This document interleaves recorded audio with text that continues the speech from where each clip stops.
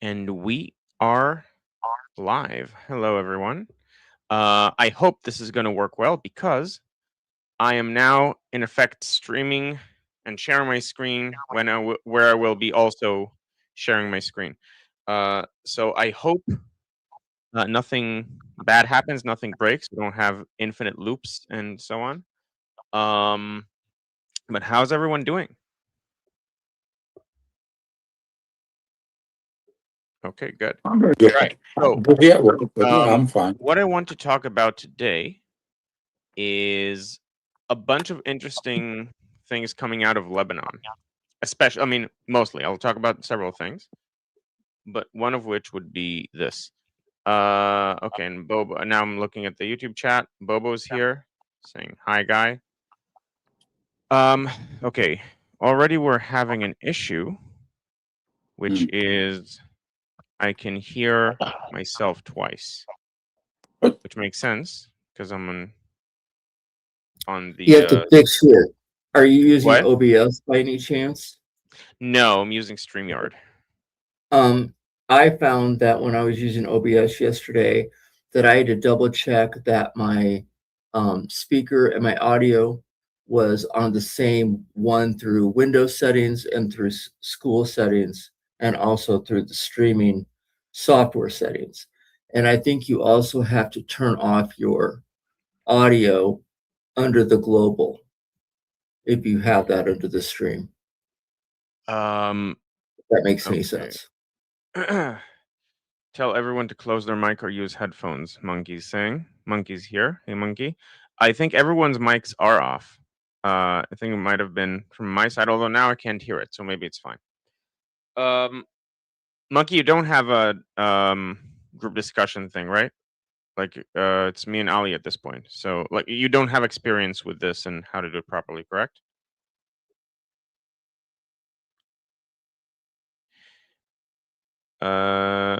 Should be 7 messages in YouTube. I don't see any though after typing and refreshing.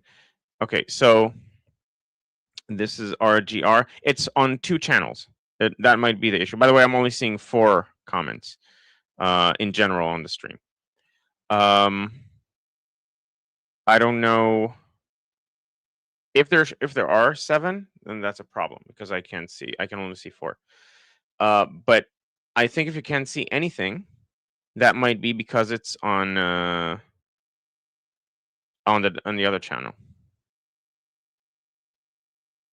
Okay, Monkey's saying I'm in the kitchen making coffee. I can't see it, but it's a standard procedure that avoids that. All right. Good. Everyone's starting to come in. I might have. Has anyone here watched Scott Adams's stream when he used to stream? So he had a. He passed away unfortunately, but he used to do a simultaneous sip,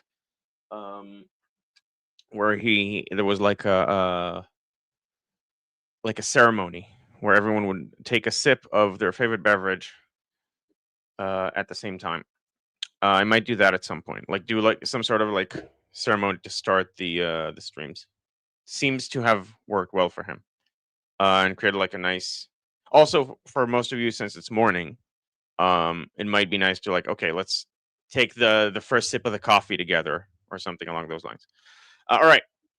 So there are several interesting things I want to talk about today. Before I do, okay, Bobo used to watch Scott. He says I love Scott. He's also the creator of the Dilbert comic.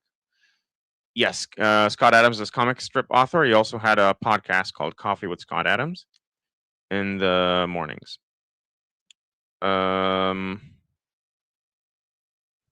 Shoal seems to be for this idea.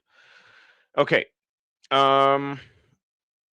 So I have some stuff prepared, but before I do, does anyone have anything they'd like to ask me? And this is a good chance to emphasize that everyone is free to join. If you want to ask me questions live, you can join the Q&A by going into using the QR code or the link in the description, where you can join Liberty Politics as the discussion group, and you can join the live discussions like the fine people that we have over here. All right.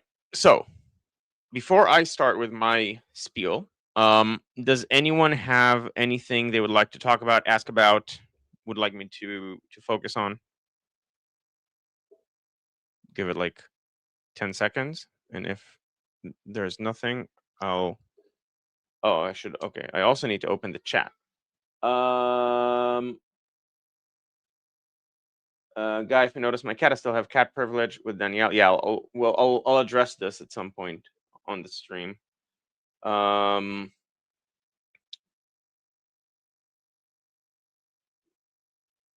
let's see if there are questions. Okay. Yes, there are some questions here in the chat. So E Pole Shift. By the way, do you ever want to tell me how to pronounce the name? Because I'd love to be able to pronounce it beyond E. Yes, Guy, I was in some Durka chats the last few days, and they claimed a lot of stuff, but I was curious as to why the Jews want to destroy the Greeks. So Jews want to destroy the Greeks. I can think of several things that this refers to in increasing likelihood. One, Hanukkah. In Hanukkah, we're against the Greeks. Actually, the word for secular in Hebrew, chiloni, comes from Hellenist. It's a fun fact that not many people know. Because that's like it's like the foreign identity, the global identity. Yeah, so that's a very interesting thing. I discovered it a couple weeks ago. So it would be fun for people, especially Israelis or Hebrew speakers to learn. So one is in Hanukkah, we often not often, like the enemy in Hanukkah that we were fighting were the Greeks. So presumably that's one thing, but Hanukkah is basically as far from Hanukkah as possible. So I doubt that's what you are referring to. But so that's the most unlikely one. The slightly higher likelihood is maybe something about the alliance between Israel and Greek. So okay, so Sean is asking which Greeks? Not my Greeks. We have Greeks in the Northwest, and they will not be destroyed. Yes, that is true. Despite our best efforts, we will not be able to reach the Greeks in the Northwest.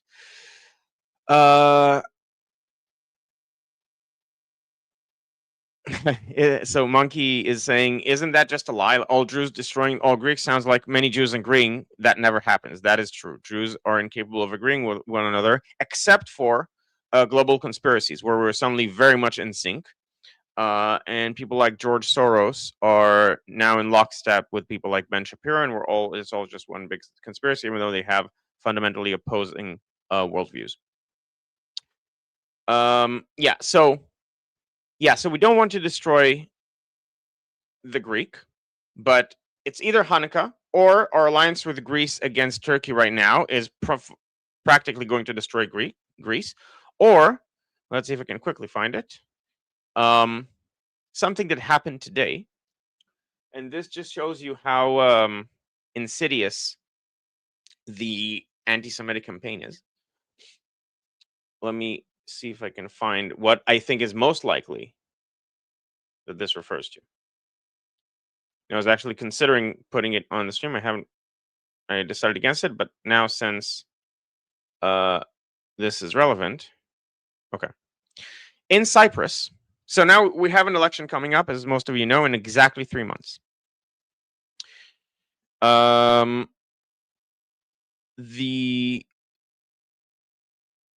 The elections means that people put out election messaging. And as a result, and also Israelis love to vacation in Cyprus. And as a result, Gadi Eisenkot, one of the leading candidates, has put out this messaging in Cyprus, which says, Israelis, enjoy, you deserve it, meaning you deserve the vacation. Presumably Al Jazeera, I think this is the Al Jazeera logo, has. Oh, I think it's making my screen blurry. So people in the on YouTube, can you see the screen, or can you only see the you're sharing your screen thing? I don't know why I can't not have it show it that way, but I want to show stuff to both the stream and the chat. Sorry, both the stream and the discussion group. You can see it. Okay, you can see everything. Okay. You can you see the message, or can you see the image, Shauna?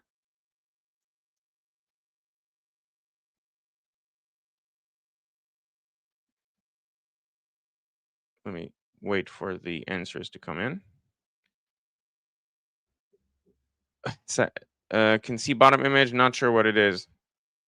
So, can you see a message? The image, but the maximum means message. Okay, I'll talk about this now, and then I'll look at the chat responses to see whether you can see it well. You're sharing your screen with a blurred image behind it. Yeah, that's what I was afraid of. I don't know why. Like, how can I enter full screen? No, still. Okay. So this is a message on a billboard. It says you're sharing your screen. Yeah. I'm not sure how to do this because I want both chats to see it, but for some reason school forces me to say you're sharing your screen without actually showing the screen that is being shared. What about this? Still, you're sharing your screen. Can you just not? I know I'm sharing my screen. I would like other people to see that I'm sharing my screen. Damn it. We can see your screen. Okay. It's going to be hard to see regardless because the image is blurred. I'll need to ask Carmen how to do this anyway. All right. Well, for now, I'll do it like this. When something that's really critical to see, share window. The image is not blurred for us. Monkeys. We can see it really clearly. At least we could.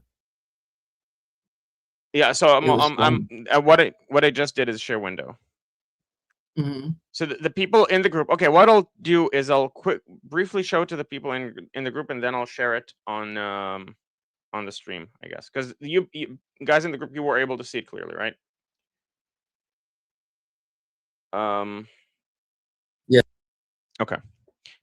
So I'll share it here. No, but that means people won't be able to see the group. I'll have to like switch. All right. This is frustrating. I'll have to figure out how to do this. It'll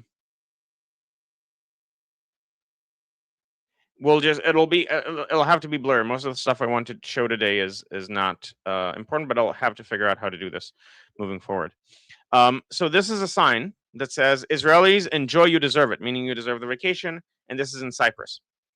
And the caption at the bottom, and presumably this is Al Jazeera, says Israelis claim what you deserve, which is slightly different than what the billboard actually says. It uses some of the same words, has a completely different meaning. So the implication is that the Israelis want to conquer Cyprus, specifically the Greek Cyprus, because that's a Cyprus that Israelis would be in, not the Turkish one. So I assume this is what the Durkas were referring to, because they're morons who believe anything that is written with a caption. Unfortunately, they're not the only morons.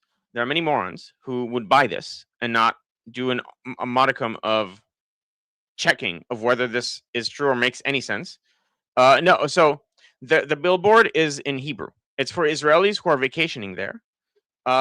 It's just like a fun little campaign thing where, like, I know we have a lot of Israelis because it's summer. A lot of Israelis are in Cyprus. We're going to put a billboard there where they don't expect it. Now, is it a good idea? Just on a campaign point, I don't think so. There aren't that many of them there. I don't think it's worth the billboard. And apparently, it allows people to claim that Israel is trying to conquer the Greek Cyprus, which is what I assume the the idea behind the thing in the chat was. Okay, Ahmed is saying it's not the Al Jazeera logo. Okay, it's not Al Jazeera, but and by the way, so Rebecca is saying, yes, the Greater Israel Project facepalm. It's not even the Greater Israel Project. This is just generic world domination, apparently, because Greater Israel never included Greece or Cyprus. Never attribute to idiocy a long-standing pattern of malice. That would be naive. This is a quote. Monkey is quoting Monkey. I agree. So the malice is by the people who made this. The idiocy is the people who believe this. Those are separate groups.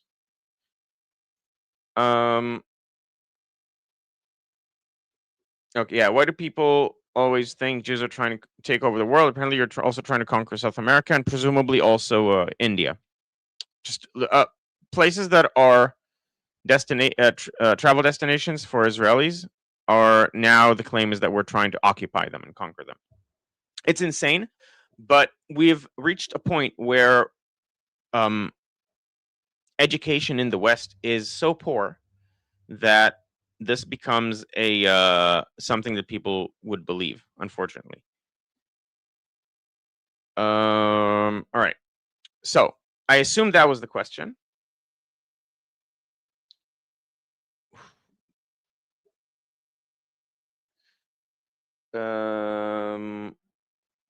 Okay.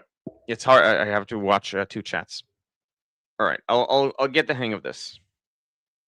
So, with that out of the way, any other questions before I move on to what I had planned for today?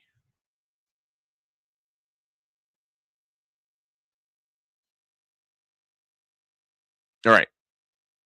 So, recently, we, as some of you know, Israel has had a big fight internally over a judicial reform. I'll explain one of the things that, like, an example of an event that would potentially make you understand why at least something needs to be done. So, as we have discussed previously, there is a Muslim Brotherhood movement in Israel, and it has two branches: the southern branch and the northern branch. The northern branch is illegal because it has explicitly called for violence. It's basically Hamas Israel. Now, the leader, or sorry, the vice, the second in command for this movement, for the northern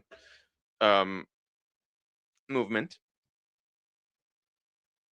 has consistently incited violence against Jews and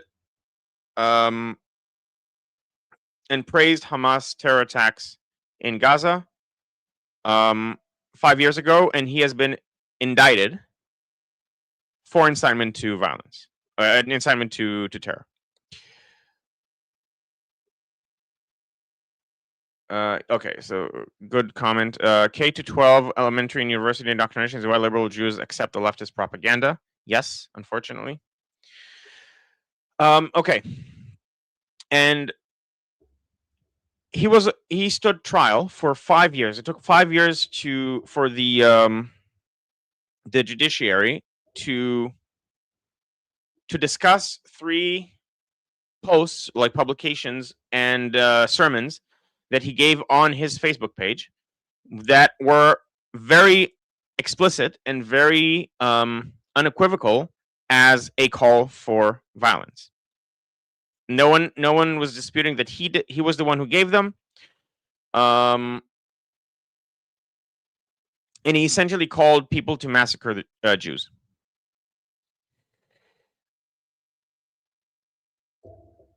And he stood on trial and he clarified in no uncertain terms that he is not regretting what he said. He is not going back on his word. He is standing behind every word that he said. The prosecution asked to give him 40 months of practical prison time. Like in practice, he will serve 14 months, even after deductions and so on. The judge gave him. Does anyone want to guess what the punishment was?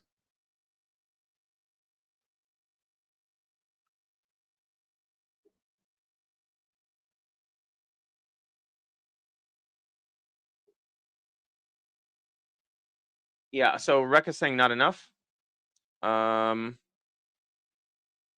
Danny is hoping for infinity. Let's say 3 months. He got 9 months of community service.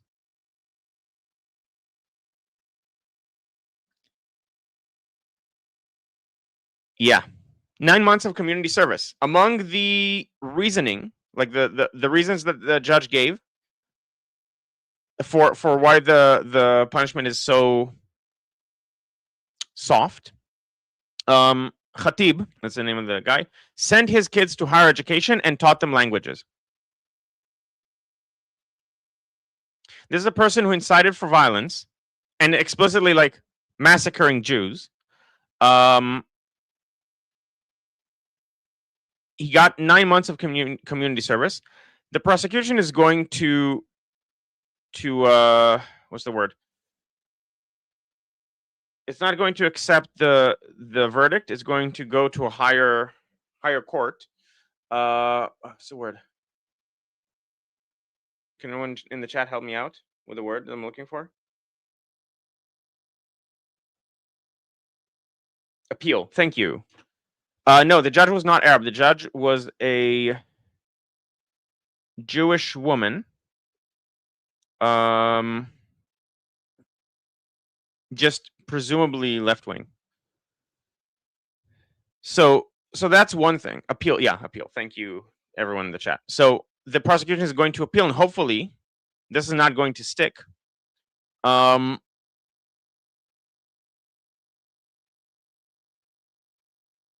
right.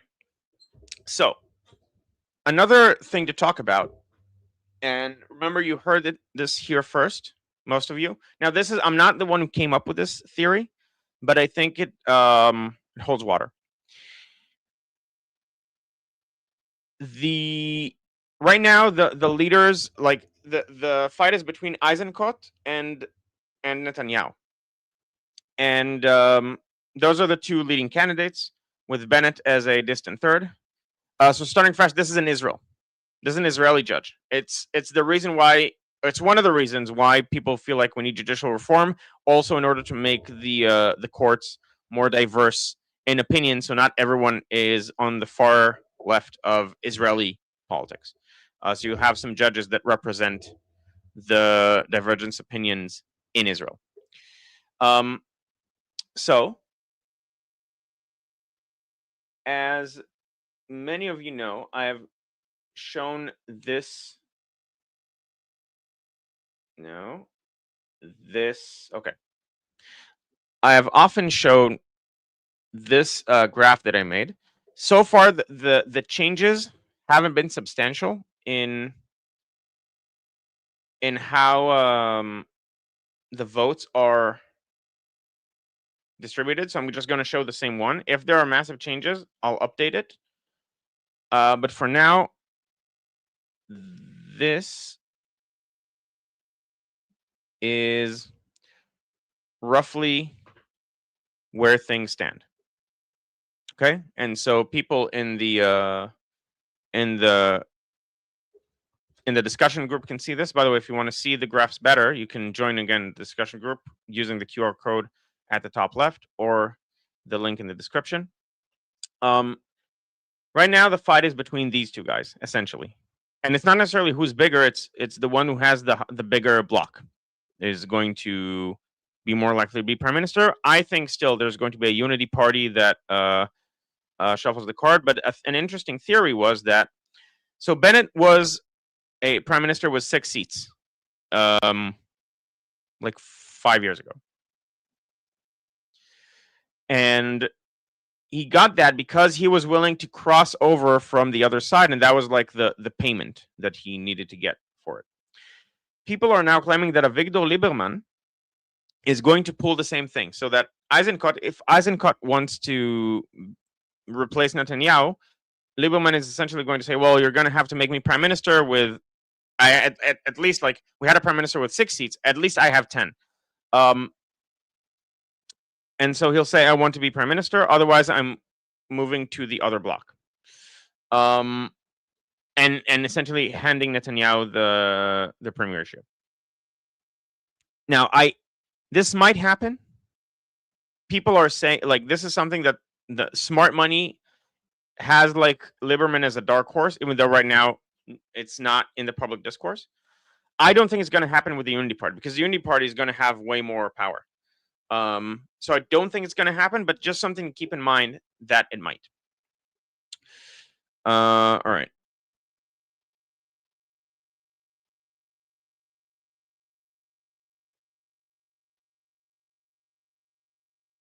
So, okay, stop sharing. It's hard because I'm doing a double sharing, so it's hard to figure out which button is which sharing. Okay, so does anyone have anything to say about what we discussed so far? And then I'll go to super chats. Have already a few. All from Bobo.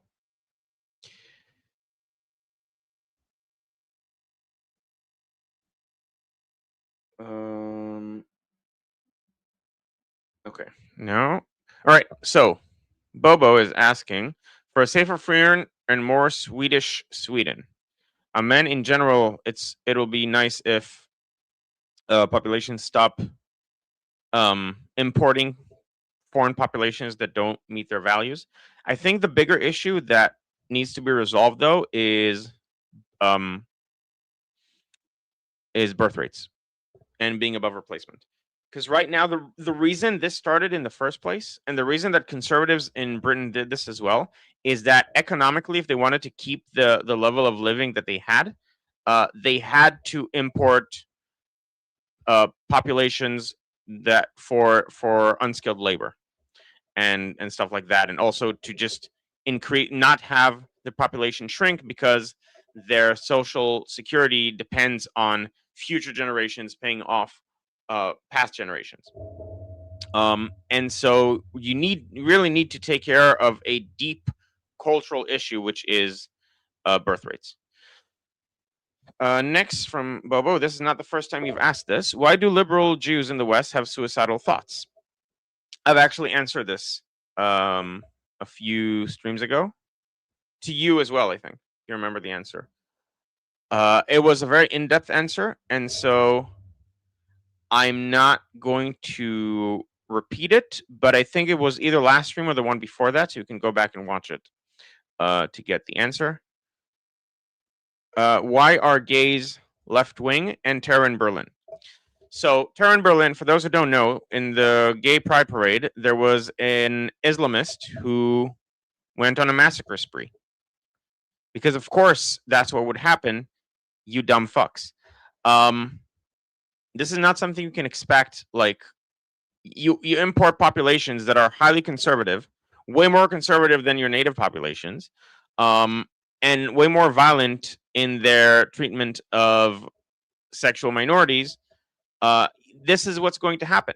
Now, why are gays left-wing? Historically, because they have been a marginalized group, much like Jews, going back to your question about liberal Jews. Generally, persecuted minorities tended to be left-wing because the left-wing was in charge of taking care of the fringes that the mainstream would not take care of. And it's mostly a historical relic of that. And what they perceive as, it used to be, okay, religious versus secular. And the seculars were more pro-gay because they didn't have the religious reasons to be anti-gay.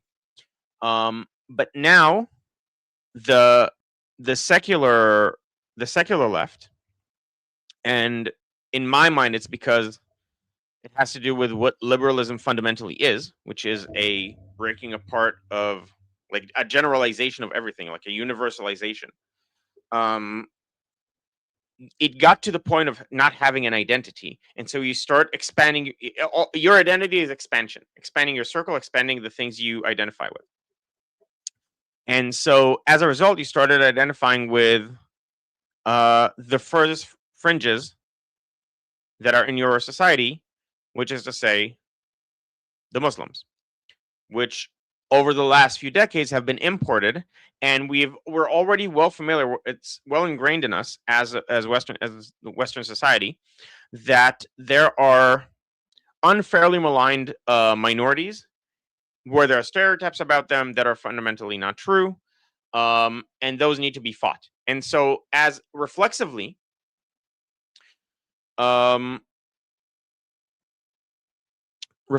people just assume that the same thing is true about the Muslim minorities, not recognizing that these actually came from fundamentally different cultures. Which is not to say, by the way, that all of the they can never assimilate, but there has to be an effort to assimilate them, not just assume that they're going to catch your culture by osmosis.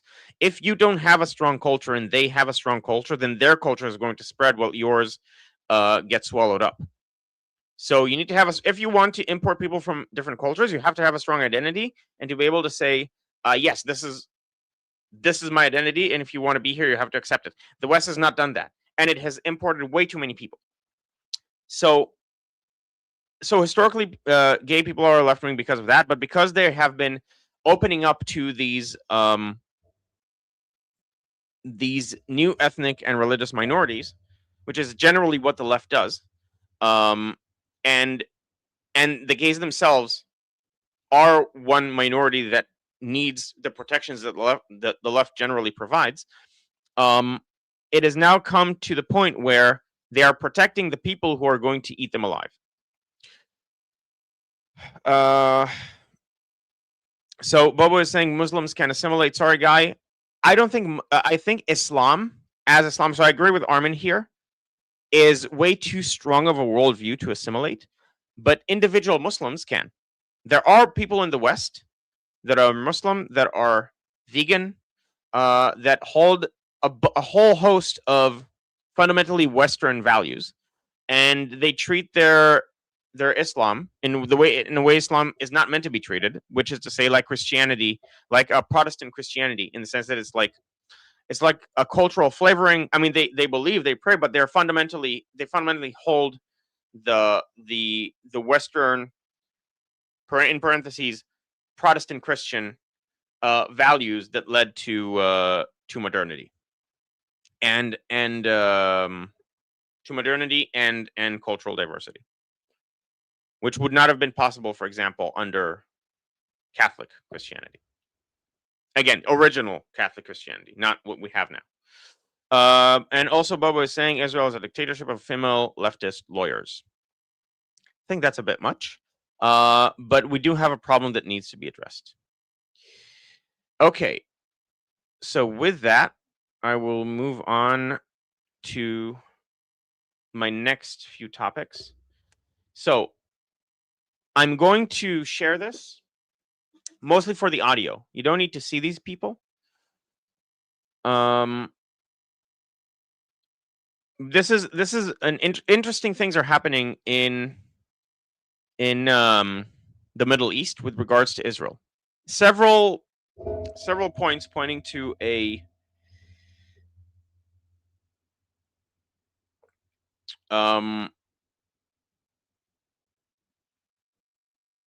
there's like a few points, and you can draw shape with them, and I expect some major regional cooperations to start happening above the surface with Israel very soon.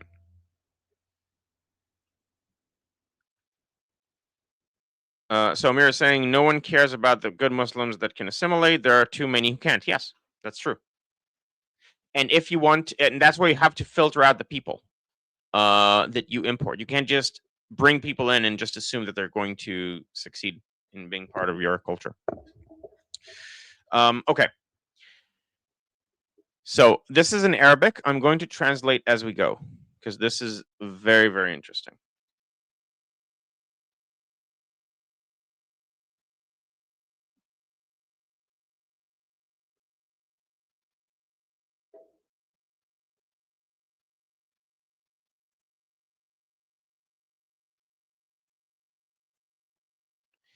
Okay, so he is basically this is in Lebanon. This is a debate show.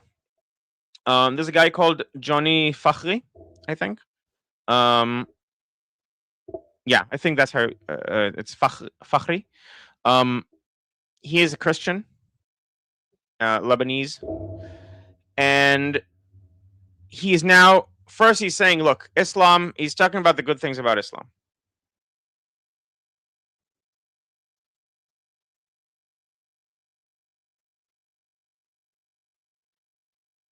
Okay, and he's saying Hassan Nasrallah, the former head, the now deceased head of Hezbollah, he's saying this is the first time I'm going to call him Sayyid.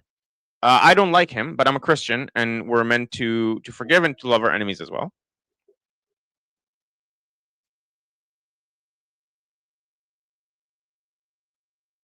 Like mercy is a great virtue for Christians. And we don't wish death on anyone, and I didn't want him to be killed.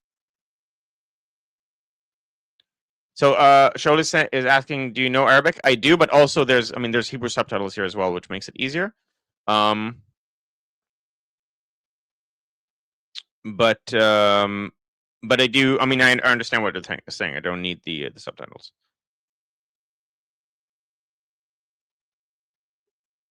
Okay.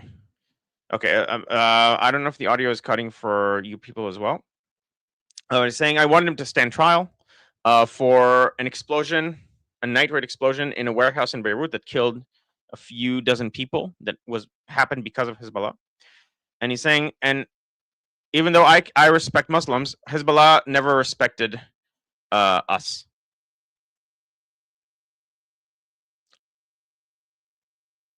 Okay.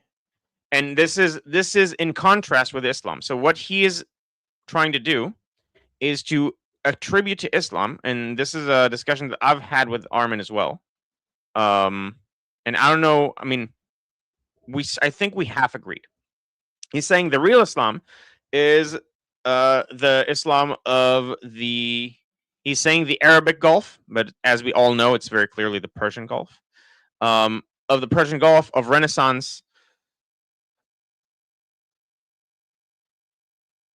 And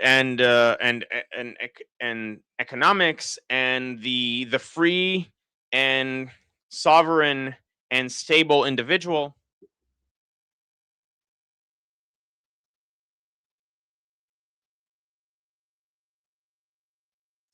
And he's giving an example of how the Shiite areas in the Gulf, in the Persian Gulf, and in the Arabian Sea, meaning Saudi Arabia and its surrounding countries, how they are free. They do lead free, independent lives. They're not persecuted in the Arab countries. And unlike here, meaning here the Shiites are persecuting the other groups. Okay. Now the peace with Israel is not going to work. And I'll tell you why. Because we don't just want peace. Peace here. Israel has peace with Jordan and Egypt. We don't, I mean, it's only on paper. Their populations despise us. This is what he's saying, that what we don't want peace. We want normalization. Normalization is what we have with United Arab Emirates. It's where Israelis can now freely fly to Dubai and vacation in Dubai and have a great time in Dubai. And there, it's a warm peace, essentially. What we have with Jordan and Egypt is a cold peace. And he's saying this is not going to work because we want normalization. We want a warm peace with Israel.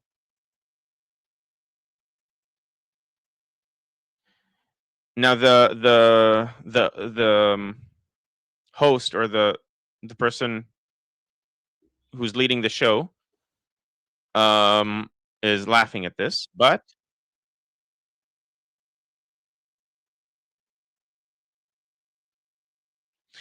and so if we have normalization and someone breaks a statue or does something like that, meaning a soldier. So this is referring to an Israeli soldier who broke a statue in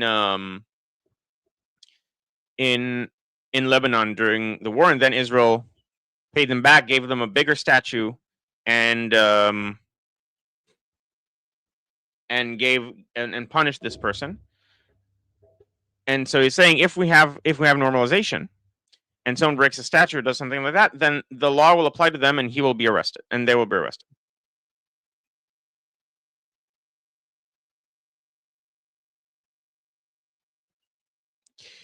And so he's basically saying, like,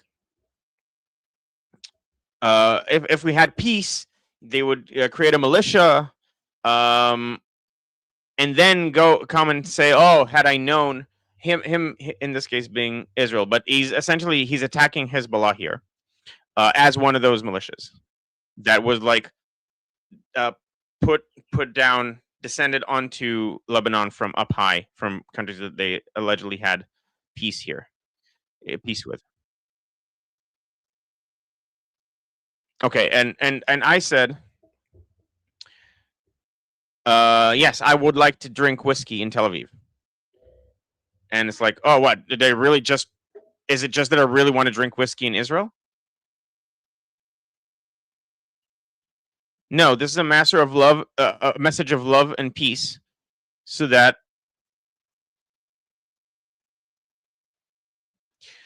we always see peace. Those who follow Avichai Adrei is the former head of Israel's Arab Relations division. Especially if Israel is fighting Lebanon, he gives messages and tells people when to evacuate and where to evacuate and so on.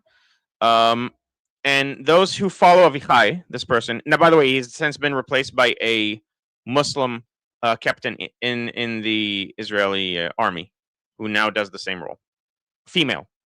Muslim female captain in the Israeli army. And okay.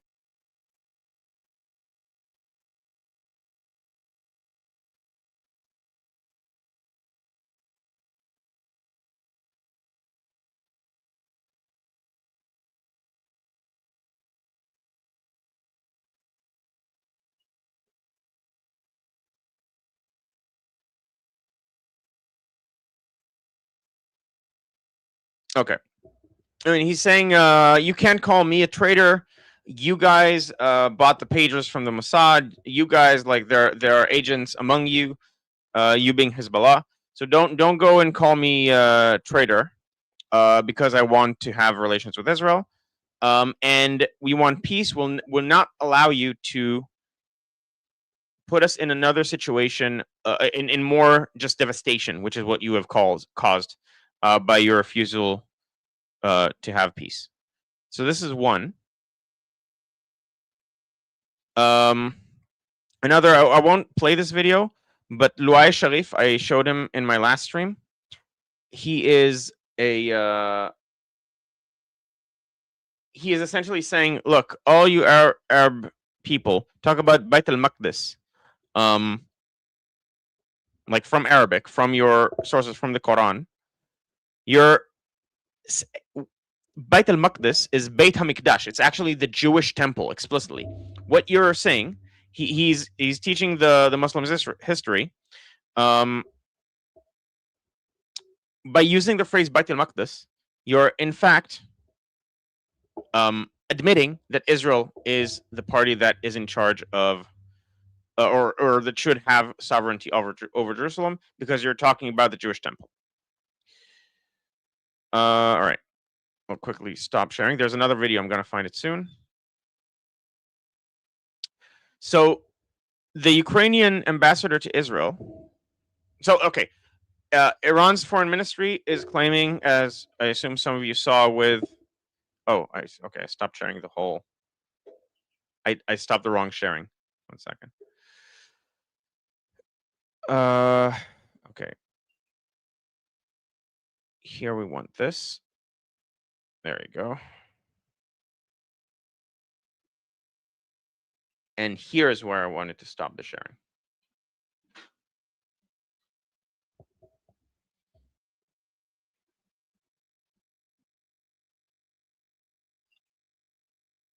Quickly looking at the chat.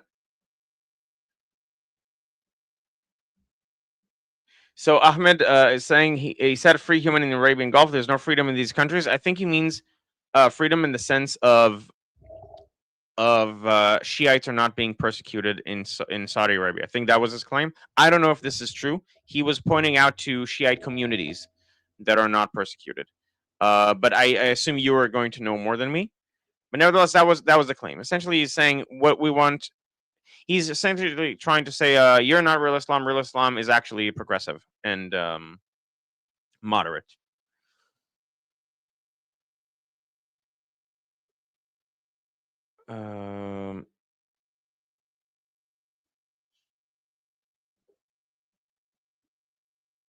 Okay. So Ukraine attacked an Iranian cargo ship in the Caspian Sea. And this is the Iranian foreign ministry, meaning the RGC's foreign ministry, claiming this. And this is apparently true.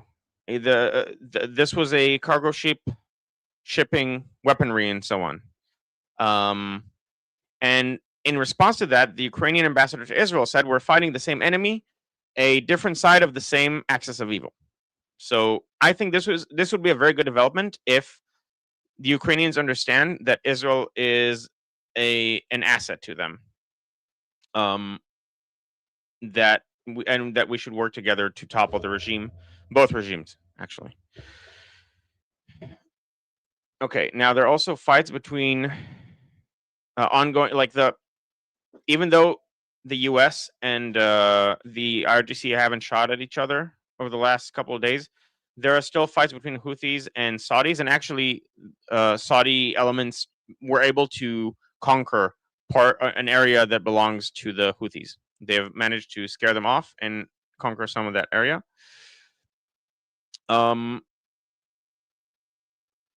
Yeah, we talked about the Berlin thing. Okay.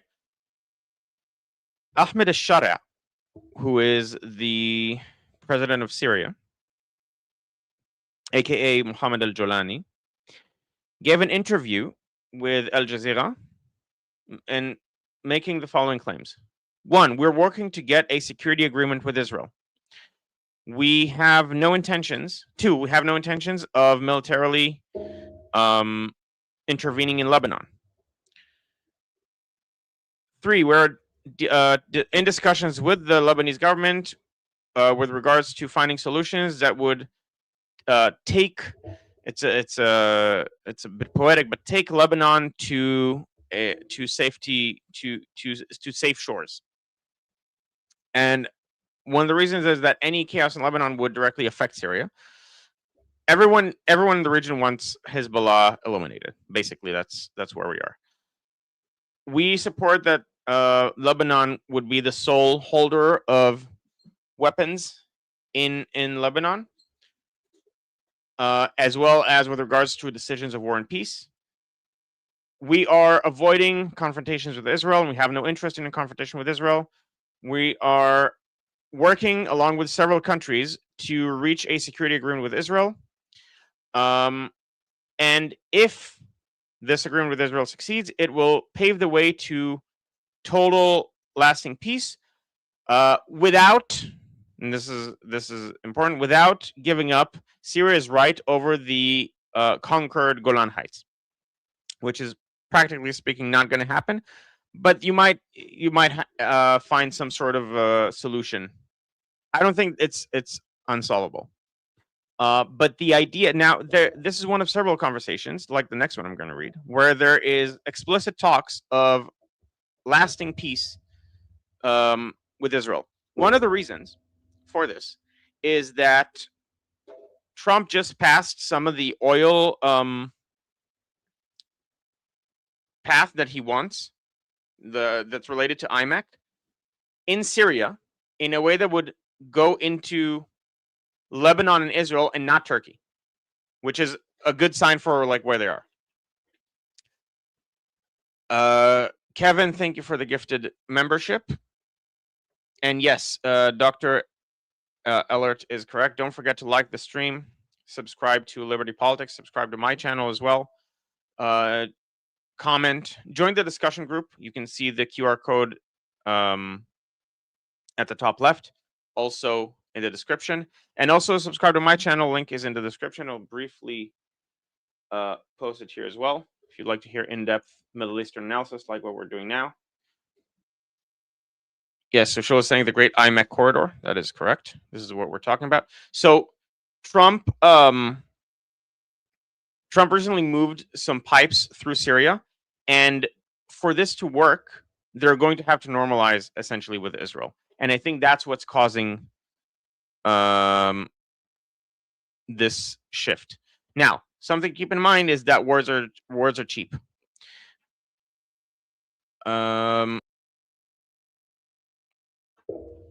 Sounds like the promises of Arafat, one big BS, especially that we are talking about ISIS, Al Qaeda, Al Nusra.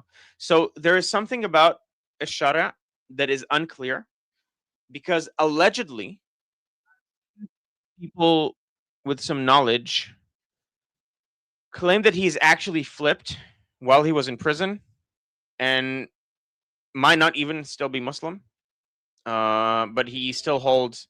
There are a lot of factions that he has to hold together. I don't know what's true.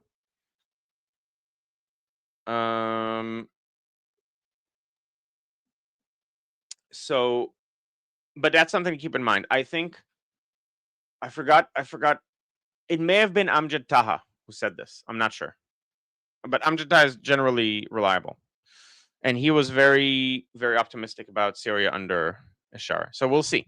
Now, we're obviously not going to take promises for something, but this is part of a larger pattern. So we saw in Lebanon, one person, there are others. I'll show you another interview that essentially is more pro-Israeli than a lot of Israelis by a Lebanese Christian.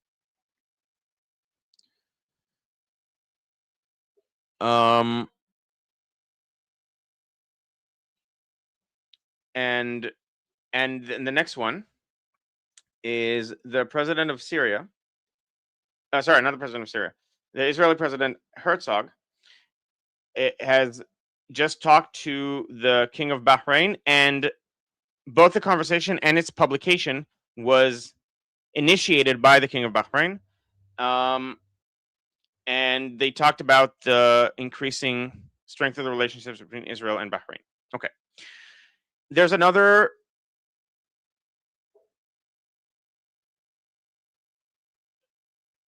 Okay, so yeah, exactly. So people are asking why am I not involving the group chat? It's because I want to finish going through this point, and now I'm going to open it up to people. And okay, and I do see there is a question, at least one, but if I missed something, also part of the issue is that a lot of the chat is like in jokes and people talking to each other about stuff that happened to go that I'm not going to go into, and I have to keep my focus on everything, and so I can't read exactly everything. See, Rebecca knows what I'm talking about. I can't go through everything. If there's too much side discussion in the chat, I might miss some questions. So so if people have questions and I haven't responded to them or I've missed them, please put them in the chat now. I saw one, which is asking, I think it was Rebecca, asking how, where the USA does the refining of light crude. I have no idea, actually. I don't know the answer to this. But yeah, so if there are any other questions that I missed, please put them again in the chat, or anything else if anyone wants to chime in about any of the topics, about the several discussions that happened over the last like 3 days about peace with Israel. Okay, so you had 1 second before I get to you. Motorride in the chat. I will start to believe that he changed after he will start to return Druze, Christians, Yazidis, Alawites, women, girls, hostages, his people kidnapped a year ago. Absolutely, this is a problem, and I don't think Israel is going to let any of this go. Israel and the Druze have an alliance, a bond, and this is one of the things that would have to be resolved for any sort of peace to happen. And I actually think one of the ways to solve this would be to give. So we talked about the Golan Heights and not giving up rights over Golan Heights. I think there might be a solution where the Druze parts of the Golan Heights become part of Druze land, which is like an independent semi-part of Syria, but independent and also under Israeli umbrella. That might be a way to square that circle. Absolutely, you can't. You're not supposed to trust. Like you wouldn't trust them until actual behavior starts changing. Okay.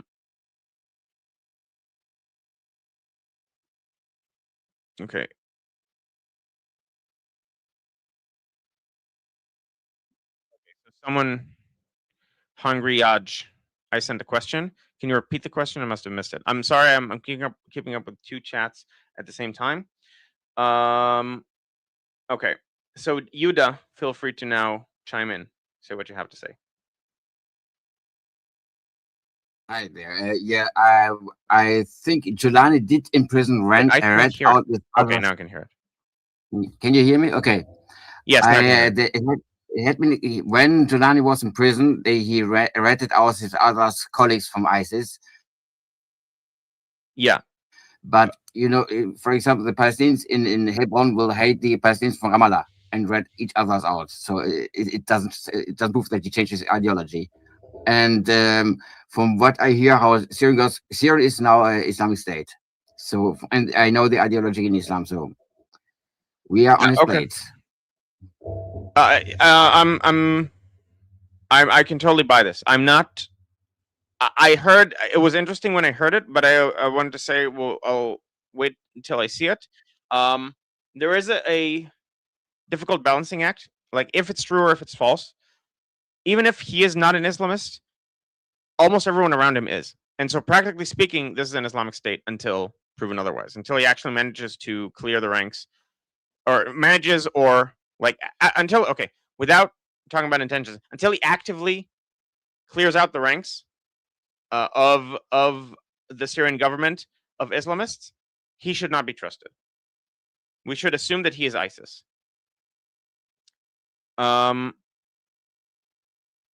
Okay. Another thing I saw here. So 3 million Druze, let them have a country in the north. They mostly don't want their own country, I think. Especially not the Israeli ones. The ones in Syria and Lebanon might, but the Israeli ones, I think, like being part of Israel. And even then, like the Druze country in the north would probably be under the umbrella of Israel. It'd be like a close ally / proxy of Israel. Proxy not in the sense of like we're not going to do anything with them, but they're going to be at most they're going to be like a way to keep a practical buffer between our borders and those of people who might want to kill us. So okay, Hungry Aj is asking about Kuwait pipeline deal with Blackstone. What's your take on that? I don't know enough about it yet. Like I was going to read about it. Okay, because I heard Blackstone is heavily Israeli. That's not true. That's unless, I mean, there's something I don't know, but Blackstone has basically no connection to Israel above any other country. I mean, they're a multinational corporation, but they're not. It's just that usually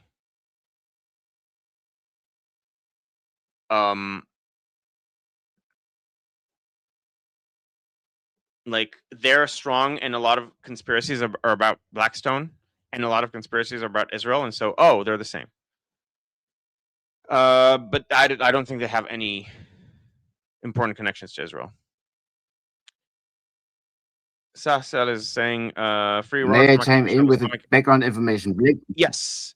Go ahead. So Blackstone is connected, but okay, they are all together with BlackRock, and BlackRock belongs to Larry Fink. Oh, and Larry Fink is Catholic. Blackstone is Catholic or BlackRock is Catholic? No, Larry Fink is Catholic. Oh, okay. He's not Jewish. Yeah. Yeah. So I mean, so I'm right in that there's no particular connection, right?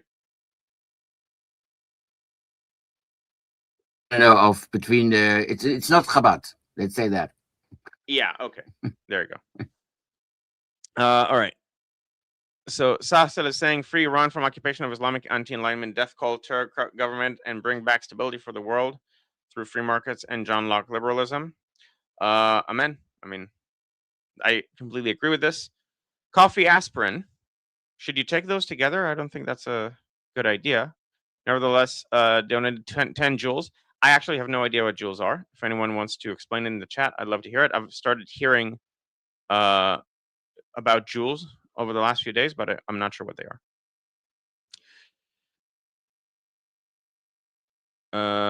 Dead End is saying Jews should have their stay in Sueda and surrounds and southern Syrian, and Maronites should have Lebanon. Not necessarily all of Lebanon, but Maronites, I think Lebanon, the experiment has failed, and it should break up into 3 countries, or at least into a federation where they're both religiously and geographically separated. Where you have the Christian state, you have the Shiite state, and you have the Sunni state. All right.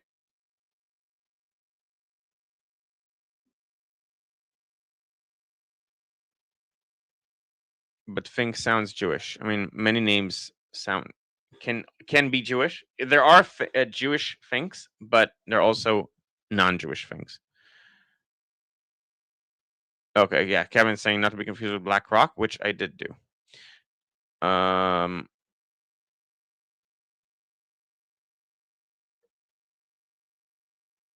Okay, apparently Blackstone also has a high percentage of Israeli investors or something of that sort.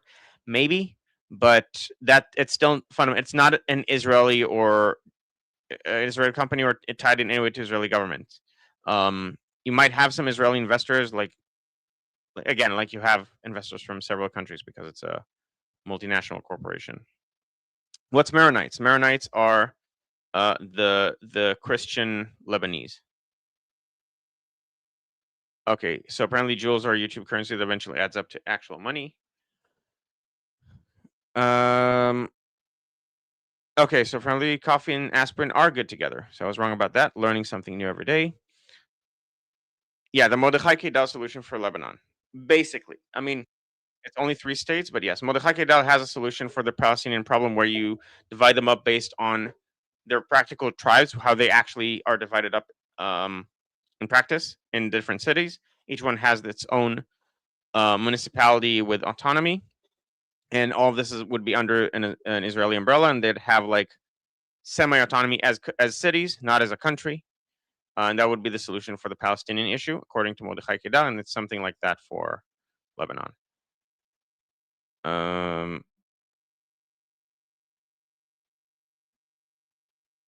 Okay. Good. Does anyone else? It's really tough to keep up with 2 chats at the same time. Again, if anyone has something to say and I missed it, feel free to put it on the chat again. Okay, yeah, a lot of people. I know nothing about coffee. I don't drink coffee, so I just thought it might not be a good idea, but apparently I was very wrong. Okay. Okay, and so there's a Titanic joke. I'm waiting for someone to post in the chat. Yeah, Monkey saying you're juggling. This is why I don't host school. Yeah, I might not do it again in the future. This is not a fun experience, and I can't share my screen properly with everyone. I think the Titanic that was Katza, Avi, and Navi Iceberg. That's a joke for the Titanic. Why the Titanic sounds. That's a joke. Like he's the teacher of helicopter. You know, the one who stoned Buddhas with mountains. Okay. Oh, okay. Danny has something to say. Yes, Danny. Okay, this is like a completely new topic. I don't know why I'm not hearing people. 1 second. Can you hear me now? Yes. I think it's a problem with my headphones. Okay, so on a completely new topic, I've been kind of rotting my brain watching Hadar Mukhtar videos, where she she interviews some of the craziest people I've seen on the planet, and that includes like homeless people that stand at my street corners in Canada. So I'm wondering, where do you find these people, and like how are they in Israeli society? Like, are these also the kinds of people that normal people would just avoid on the streets, or are these actual people that you might find in a Kaplan protest with some status? Can you give me an example of one such video? Sure. 1 second. There's this one. Okay, I mean, I'm not gonna watch it now, but can you tell me what Okay. they say? Sure. She is talking to a woman, and the woman says, before Bibi was in control, the country was a very pleasant place to live in. And then she specifies that she's referring to the security situation. And then Hadar brings up Oslo and the Intifadas and so on. And then the woman says, "You don't know your history," and walks away. Yeah, just people that in general don't know things and are super smug about it, and just have. They seem to be doing some sort of anti-Israel protest, but I'm not familiar with the scene, and I don't know where they're doing it and why and so on. That it was actually in Canada. So this is in Israel. Okay, so it's not an anti-Israel protest. It's an anti-government protest. Sure. They wouldn't call themselves anti-Israel. You might call them anti-Israel. But They can wouldn't call. themselves anti-Israel. Okay. It's the same syndrome that we see with Trump now, and with mainstream media, which has been becoming less and less serious over the last, I don't know how long. I don't know when it was ever serious. Maybe it was never serious. Maybe mainstream media was always just about pushing agendas. But there are people, and the older they are, the more susceptible they are to this. I see this a lot in yeah. So Monkey is saying BDS, and he means BB derangement syndrome, and I like to call it BDS as well. I think it's very funny that it's the initials are BDS. Yeah. So and it's one part of it is BB derangement syndrome, where you assume everything he does is evil and to serve his own personal interests, even though he could have just quit politics ages ago, not have stood on trial, and would have made millions giving lectures and so on, like Ehud Barak did. And the more likely situation is that he truly, genuinely thinks he is the best person to lead Israel right now. And you could agree or disagree, but I think it's just a better reflection of his actions. So they think everything is done for the purpose of prolonging his rule and or corruption and stuff like that. And at the same time, they just take everything said in the news at face value. And I see that the older they are, the more common this is. And I have some family members like this as well. Like in general, the dumbest takes online are usually given by 70-plus-year-olds that just don't seem to be able to think coherently about politics in any level of nuance. Now we have some young people like that as well, but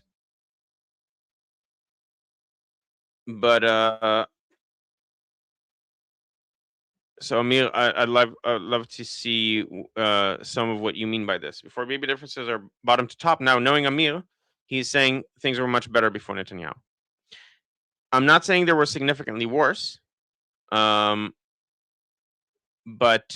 I'd love to hear examples of what specific things you're talking about. Presumably, I'll agree with some and disagree with others. I just don't think it's that much of a contrast. Like in like it was very good before and now it's very bad. I think both of those would be too simplistic.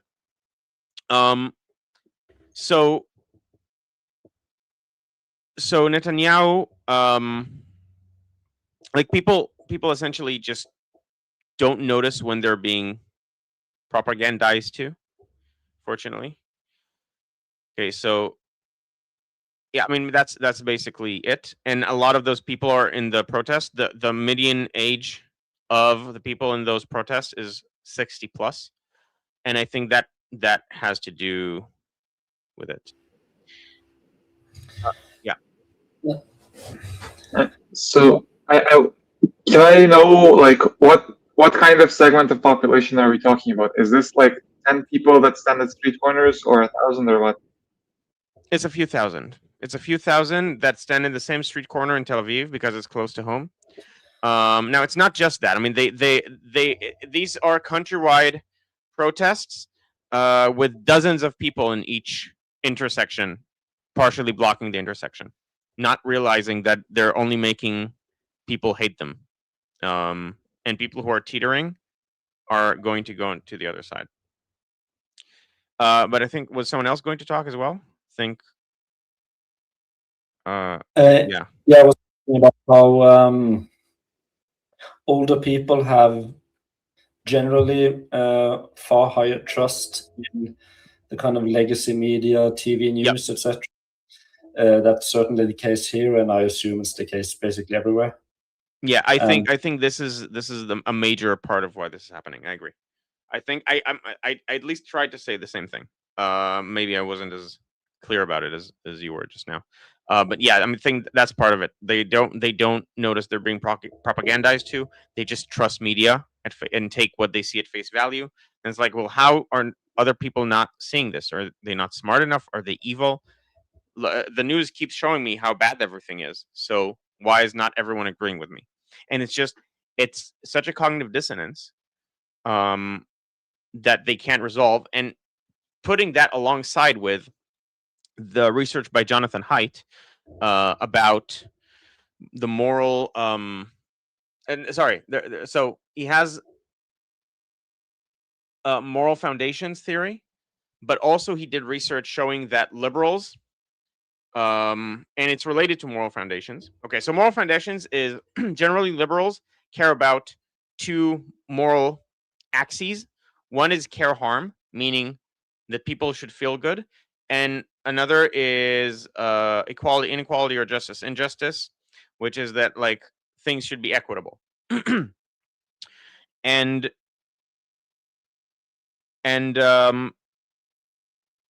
conservatives also have other axes by which they make moral decisions.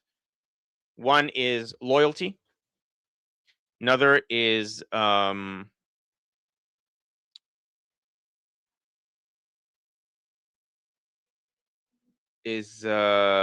like taboo, like purity. So you have things that are just pure for the sake of, there's just things that are not done in our society. And the fifth, I think, is, it might be,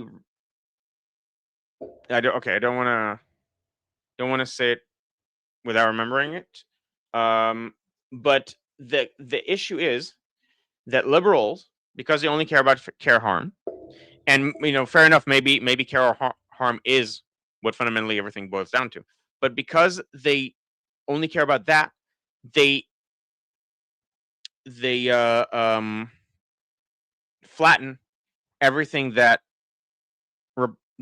conservatives do into those two axes, and then if they're not maximized, then the only way to interpret that is that either the conservatives are evil or the conservatives are dumb. and so that's how they see the world, and usually, and especially in America, they just see them as evil. And so when you ask conservatives to answer as if they were liberals, and liberals to answer as if they were conservatives, like trying to put on a conservative mindset and see if you can answer the way a person from the other side would think, the liberals were far, far, far, far, far more inaccurate. They had a caricature of what the other side is. And one of the reasons moral foundations, presumably the other is media bubbles. And conservatives were much more able to accurately reflect what the liberals would think. And I think it's a combination of not having media literacy and just believing mainstream media at face value, taking it at face value, and also just having the problem of the moral foundations where you fundamentally don't understand people with traditions and so on that don't just maximize for care, harm, and equality. And so your only solution is, okay, the news tells me they're evil, and my logic tells me they're evil because I can't parse what they're doing any other way. So, okay, so we're just dealing with evil people that are trying to take over the country and trying to create a dictatorship.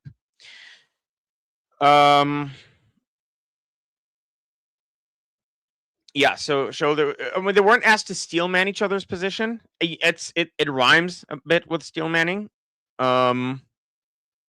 But they were asked to answer as if they were the other person. That's not the same as steel manning, because steel manning might be thinking of an idea that's better than the other person, or thinking of reasons to think what the other person is thinking that are better. Yeah, okay. Good. Any other thoughts, ideas, questions before I play this very interesting video?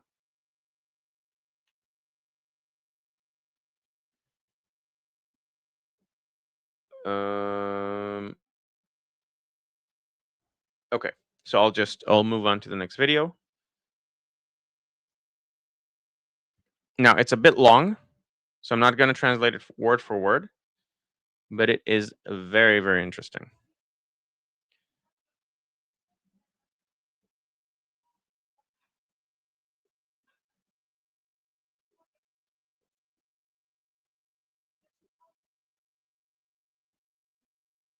Okay.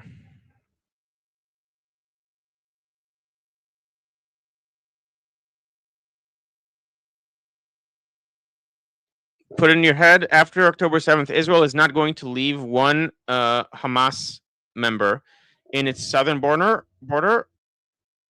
and a militia like Hezbollah on its northern borders.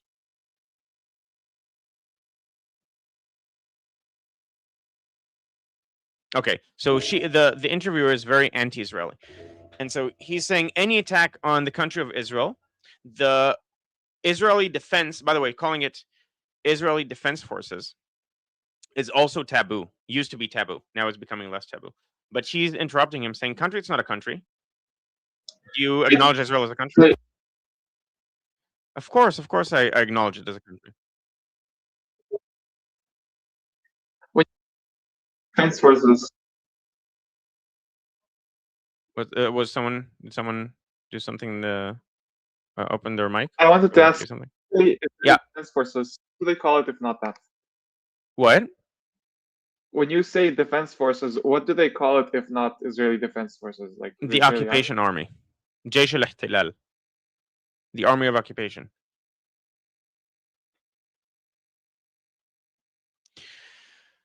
Yeah. Okay.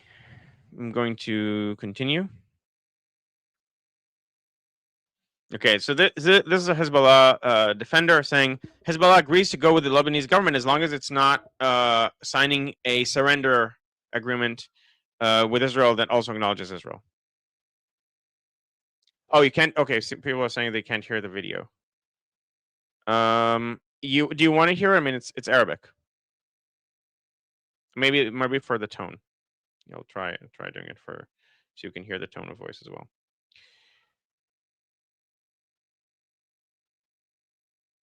But it does say that it's sharing tab audio. Okay, I'll try doing it this way.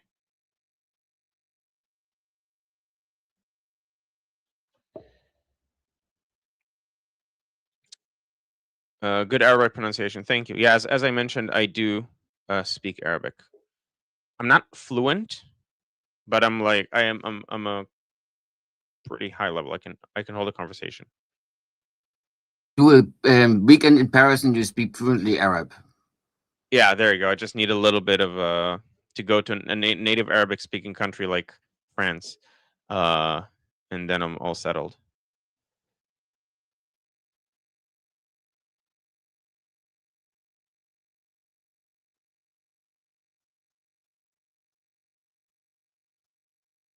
Okay, so she's essentially spouting Hezbollah propaganda, and he's saying, "Oh my god, oh my god." Okay, like I'm gonna have to deal with this. Okay, saying, okay, the president of the Republic, the Lebanese Republic, under Lebanese order, like the Lebanese president, the Lebanese Republic sent a Lebanese envoy who stood and shook the hand of the Israeli ambassador.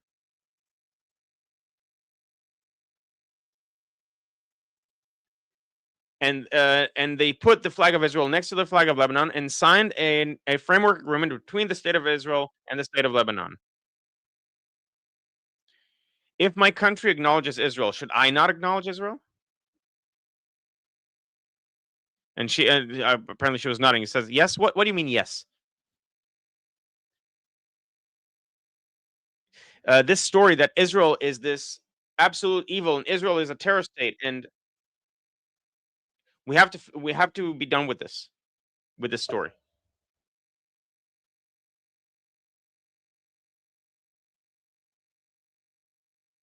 If you compare Israel between all the countries that border Israel, Israel will end up with, from that comparison, the most respectful, decent, and beautiful country among them. Again, this is a Lebanese person saying this. And then she's like, oh my God, how can you say that? This is a video from a few days ago. People in the chat are asking.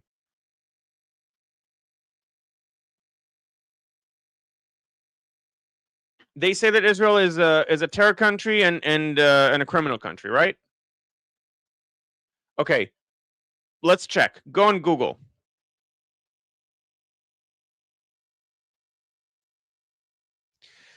What did the Ba'ath Party in Iraq do in the NFL?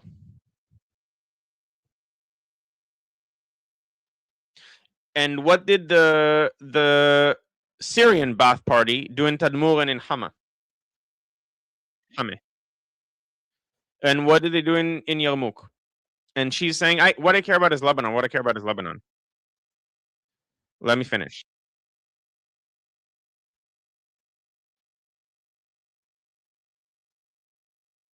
How many people died in Darfur in the massacre in Sudan?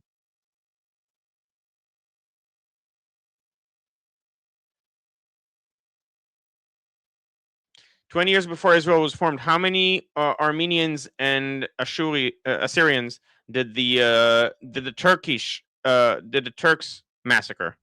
20 years before Israel was formed. And you all define Israel as a terror state?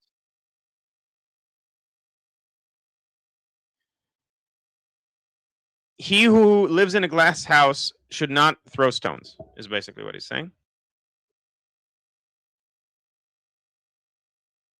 The most, I want to get, oh shit. I want to get exactly the phrasing here, because that's a very strong phrasing.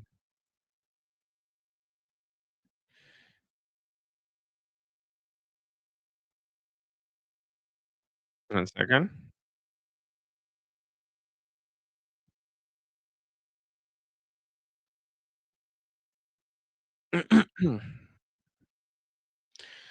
The most respectable and pure and beautiful country in the East is Israel. If you leave it alone, it's going to leave you alone. Meaning, if you don't fight it, it's going to leave you alone. And what about the crimes that Israel is conducting in the south of Lebanon, meaning bombings and assassinations and the killing of civilians, children, women, and elderly.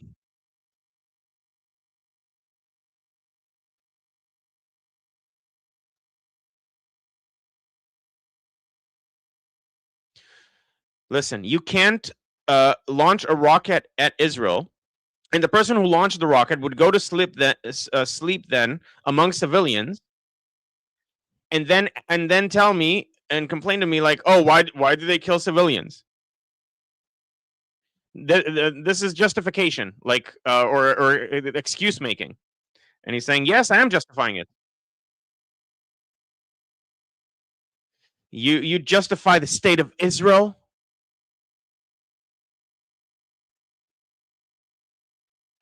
How many Israelis died on October 7th? By the way, he's going to get this wrong. 2,500 Israeli. He's saying martyrs. By the way, he said shahid. Now it's wrong. It was 1,200, unless maybe I don't think there's a way that you count it that you get 2,500. And then it's like, oh, you're calling them shaheeds?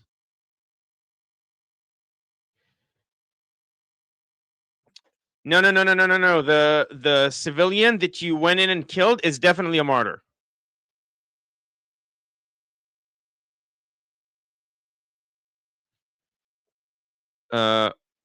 We are a country that signed the Universal Declaration of Human Rights. And you can't discriminate between a Jew and a Christian. So what if they're Jewish? They're civilians.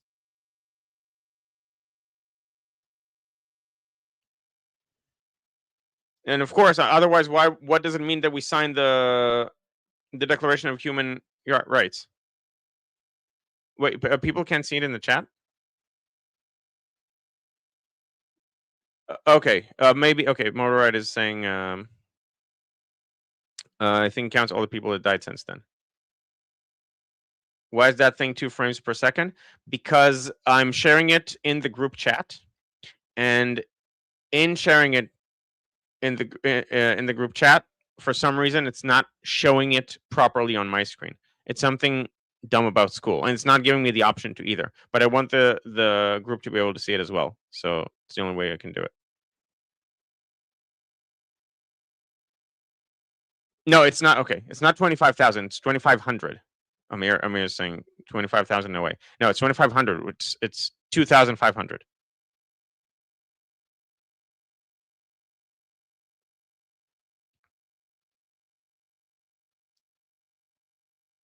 And then it's frozen.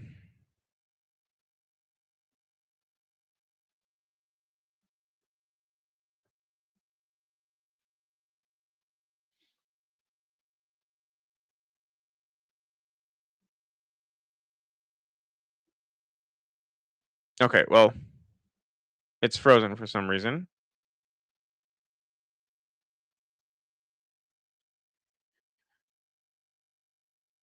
Okay, and yeah, he's flipping it around on her, like, oh, your religion, your beliefs, they allow you to distinguish. So what if they're Jewish?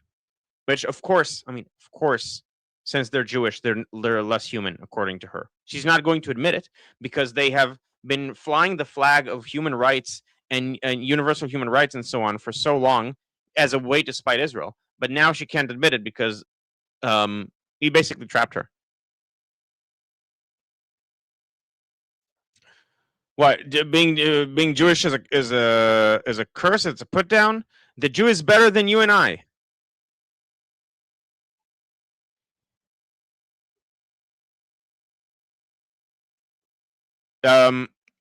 Hamas came and killed 2,500, again 2,500 Israeli civilians, innocent Israeli civilians on October 7th. Again, the number is like half that on October 7th.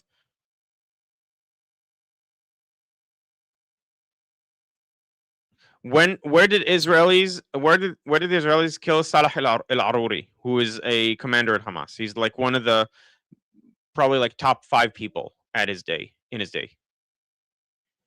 Jews are better than who? He's saying the Jews are better than you and I. I'm not actually sure if he's Christian or Muslim. His name is Rawad Nassar. It doesn't really sound Christian. So he might. He also said La ilaha illallah, and I don't think Christians say La ilaha illallah. So he might actually be Muslim. He's just pro-Israel. But he's saying that because he was like, "What, the Jews? You called the Jews shaheeds?" And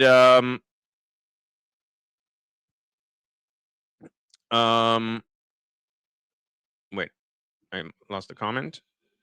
Okay. And so he's saying that she was putting down the Jews. Like, how dare you call Jews shuhada or like shaheeds? And essentially saying, you're one to talk. Like, first of all, they deserve. They have we signed the Declaration of Universal Human Rights. It also applies to Jews. And secondly, if anything, they're better than us. And they killed. Well, where did they kill this Hamas operative? In the Dahya. Dahya is the essentially Hezbollah neighborhood of Beirut.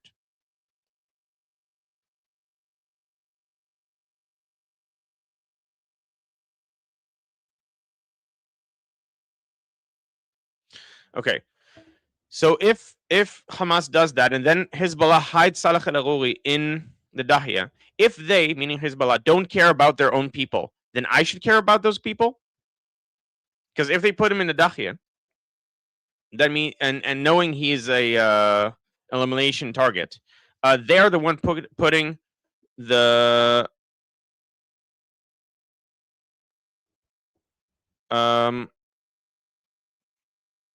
they're putting their own people at risk, meaning the Shiites, because the Dahya is full of Shiites.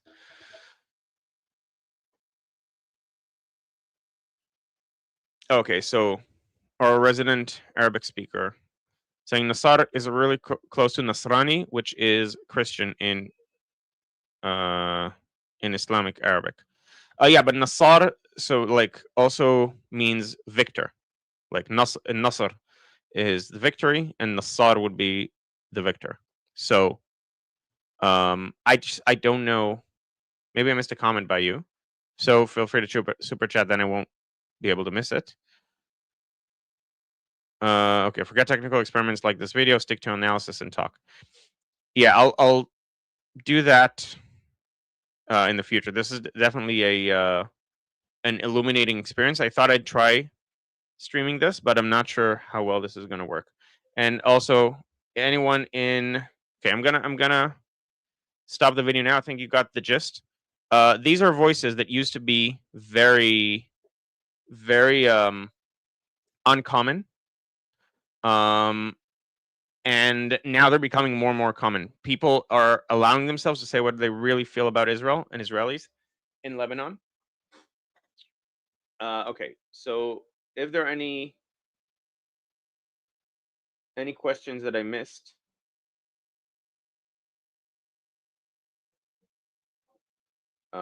quickly going through the comments now.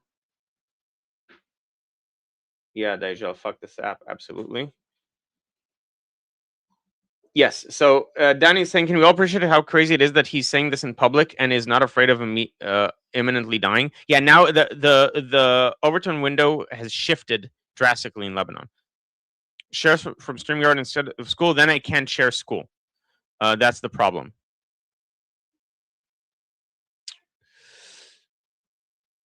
Yeah. Okay. Yeah, but this okay. Danny has something to say. Yeah, I wanted to ask, what channel is this interview on, and how popular is his opinion? Okay, so for how popular his opinion is, this actually brings me nicely into my next point. I'm going to read this out because it's going to be blurry. You can share school after the video. They're just sitting there anyway. Yeah, but I also want the people from school to be able to see it.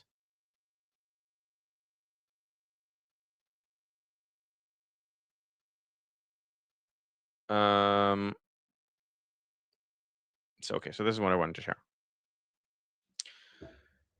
these are polls that were done for like how are the peace agreement with Israel.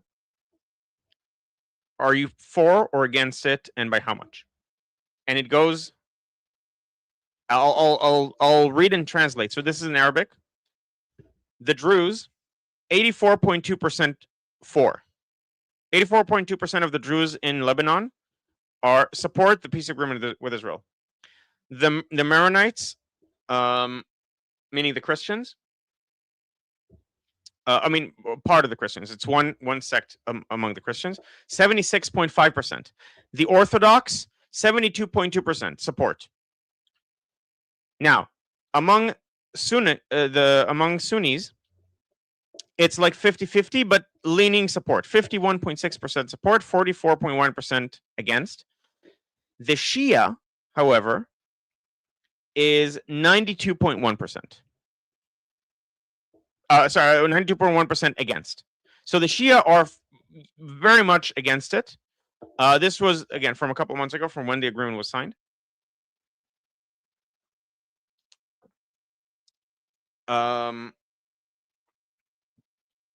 So the vast majority of Lebanese people are for this. You have slight support among Sunnis, and you have, other than the Shia, who are majorly against it, all the other groups are very much in favor of it. 70+% of each other group. No, so Sapia's asking if is there something I want you to comment on or want to go next stream. I have one more news thing to talk about, and then you can comment on whatever you want out of these things. I'd love to hear what you have to say. Okay. So let me stop sharing. One other thing, Israel just agreed to put in some international stabilization forces, giving them a principal allowance to go into Gaza as dictated by the 20-point plan, into the part of Gaza that is controlled by Hamas, but like 200 soldiers, and it's only from countries that are friendly to Israel, and no one is actually going to go in while Hamas is in power, very clearly. So this is just a statement to show that we're not the ones ruining the agreement. It's Hamas, and so therefore Israel should be allowed to go in. Yes, that's essentially it. And the green line, sorry, the yellow line keeps moving inwards into Hamas territory.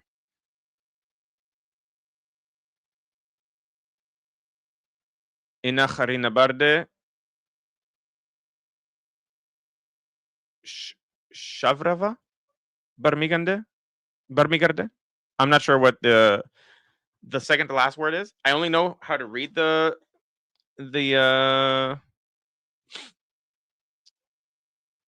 letters because they're mostly Arabic, and I know that the ones that aren't, but I don't know any. USSR.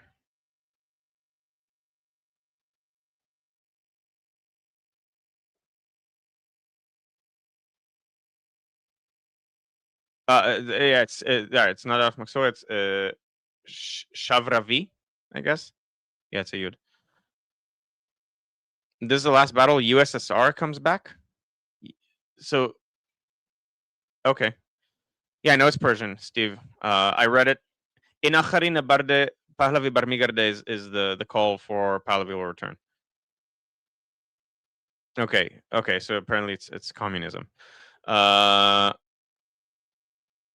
All right. Okay. Yeah. So, do you have anything? Oh, and the Netherlands also had a pride parade, and it's just filled. I'm not going to show the video now, but it's filled with Palestinian flags. There's one pride flag, and all the rest are Palestinian flags. It's insane. It is absolutely insane. What is fucking wrong with these people?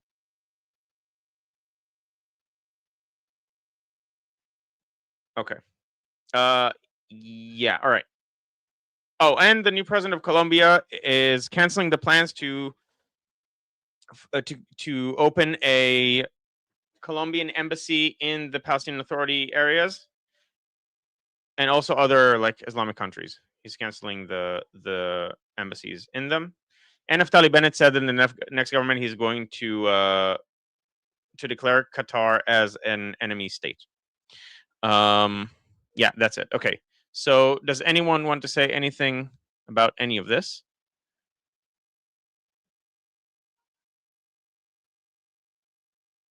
Yeah, if you don't mind. Yeah, go ahead. Yeah.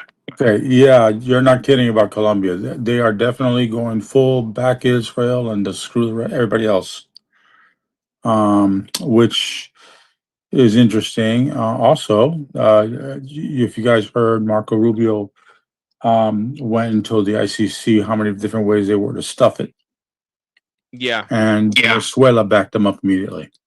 They're also pulling out, and I expect the rest of those South American countries also to tell the independent international court to go take a flying leap. Yeah, it's been very, very interesting for those of you that are not following that part of the politics of it, but it's been interesting to say the least. Yeah, absolutely. I talked about the ICC, Rubio's ICC moves in my last stream, as usual with Rubio. He's very effective, and so if he's going after the ICC, he's going to win. The thing that was interesting about it, everybody, is that there was 60 like-minded nations at that gathering. I know it's not the entire world, but it's pretty much the free world agreeing that this court has no grounds in their countries and everything else, you know? Yeah. And really, you really want to judge in the United States going to your country and saying that your president of your country violated international law and arrest them? Because that's basically what they're trying to do, saying, why don't your police officers arrest these people because they committed crimes? Their version of a crime, our version of crime, two different things. Yep. You know? Yep. Because when you think about it, not a single person in that court has said anything about Hamas and October 7th. But they have accused Bibi of the massacre that comes afterwards. So that invalidates that court for everyone that's in this chat and everybody in the world. Whether they're going to do it or not, don't know. Whether it's I hate Trump, that's why I have no clue. But I am glad that Rubio stood up to the motherfuckers, pardon the French, English, and hopefully you don't get any knocks against you, because it was about time someone did. Yep, absolutely. I completely agree, and I'm really happy Rubio did it. And he's also framing it really well. It's about sovereignty. He's saying these are unelected officials from other countries trying to tell us what to do. Fuck them. We don't recognize this court, and they're trying to control us. They're globalists trying to control us. We don't accept that. We're a sovereign country. We have our own courts. We don't want you to tell us what to do. Okay, so Cheetah's asking a good question. Why Qatar? Because Qatar is one of the absolute major funders of lies against Israel. It is also housing, it used to house at least, I think it still does though, Hamas operatives, like Hamas leaders in it, even after October 7th. It is Muslim Brotherhood. It's a country that is a major backer of the Muslim Brotherhood, trying to take over the West, trying to destabilize the West, trying to destabilize Israel, and trying to turn the West against Israel. They are trying to they're trying to destroy Israel through the court of public opinion with lies and or half truths that put aside the important parts that make it okay, it's not what you made it sound like.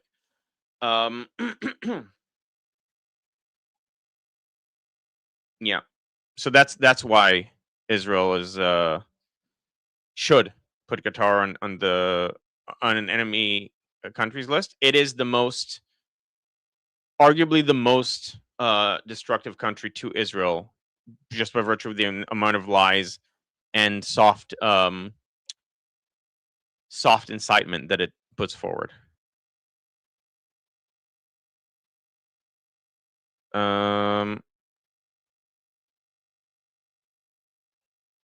Yeah, and funds to Western universities should be illegal to accept. Yeah, it's funding Western universities to push woke ideologies and anti-Western ideologies.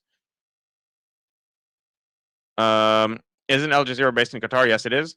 It is the Qatari propaganda arm that sometimes does good reporting. That's how propaganda arms work. They do some good reporting.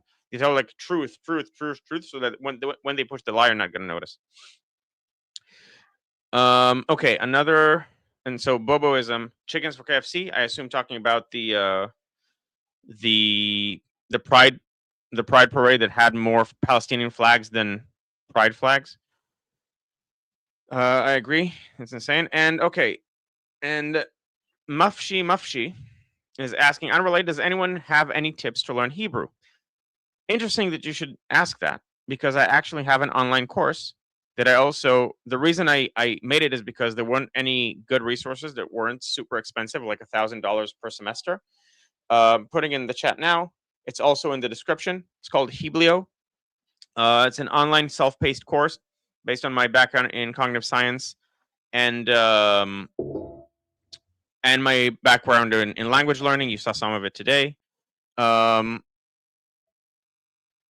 And it's based on and also many years of teaching Hebrew and seeing what works and what doesn't and optimizing a system based on that. So if you're interested, it's self-paced. A lot of effort was put into it. Recorded over 2,000 words. If anyone is interested in learning Hebrew, as I've heard that some people a surprising number of people in this community have been interested. So like you, for example. And so I figured it's worth mentioning it once in a while. Okay. And then RG Rappaport. Thanks, Guy, and everyone. Bye, Guy. Please check email tonight regarding Heblio. I will. Okay. Good. So we have a bit of time left. Is Sapir still here? Juggling the chats is so difficult. Either Sapir or anyone else that has something to say.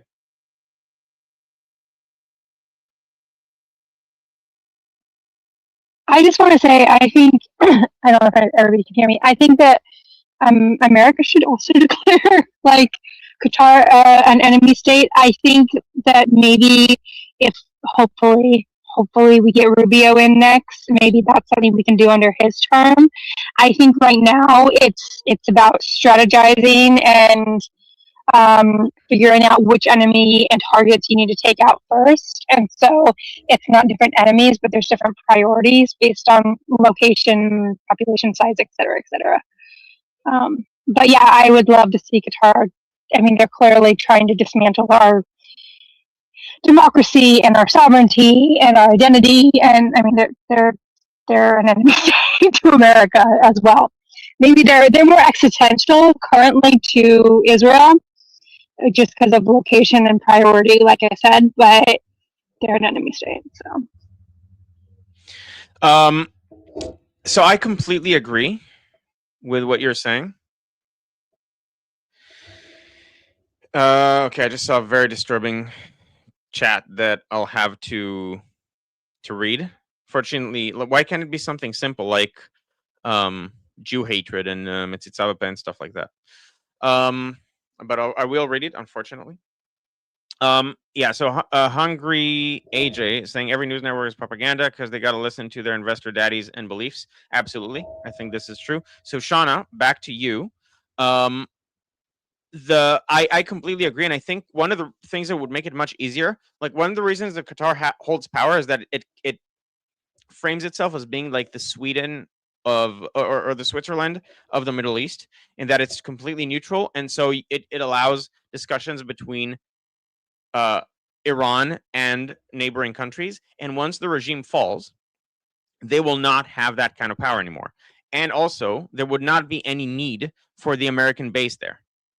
And I think what I hope would happen is that in Trump's term, we're going to eliminate a lot of the enemies of America and the West. Specifically, I can see both the IRGC regime and sorry, the IRGC regime and the Russian Federation regime. I can see them both falling before Trump is out of office. I'm not sure what's going to happen with Russia afterwards, but I can see Putin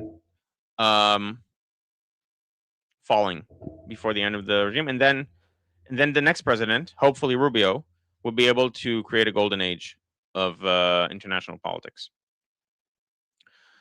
As you Shapiro, my Hebrew is lo tov meod. It should be lo tova, so that I mean, I guess you're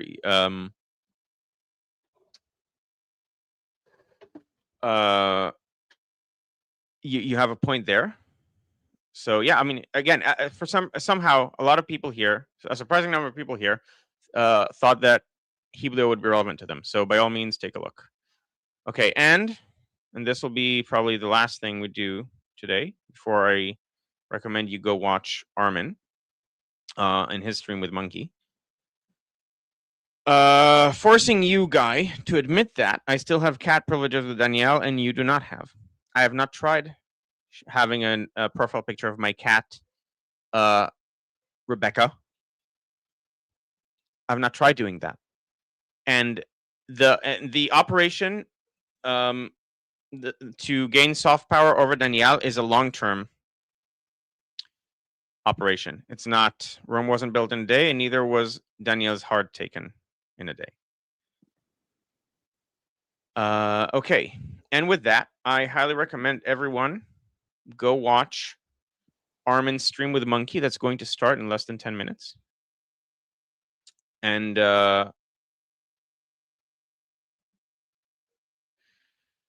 let me find the link so I can put it in the chat.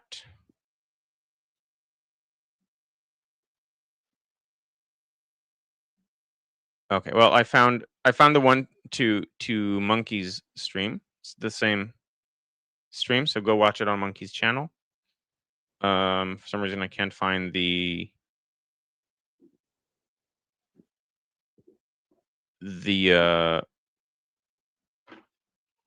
okay, why is it not posting? Okay, there it is. Is someone's mic open? Danielle, do you have something to say about, if it's not about renouncing Rebecca, I'm going to mute you.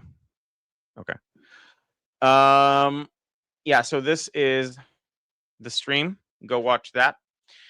If you're not subscribed to my channel, usually it goes smoother than this because I don't have to juggle two chats. If you're watching on Liberty Politics, I'm going to post my channel in the chat again. It's also in the description. And join our discussion group. Here we go. Join our discussion group using the QR code or the link for the discussion group in the description. And that's it. I'll see everyone next time. Thank you, everyone, for coming. And we'll see whether we'll stream the group discussions again in the future, because this is way more hard than I thought it would be.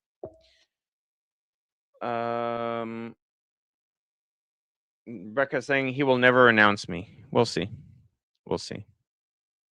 I have my methods. Okay. Yes, I am overwhelmed. Soapbox. Okay. Maybe I'll get used to it. Yuda's saying you'll get used to it. We'll see. The question is it worthwhile to get used to? In terms of like the extra benefit it gives the viewers.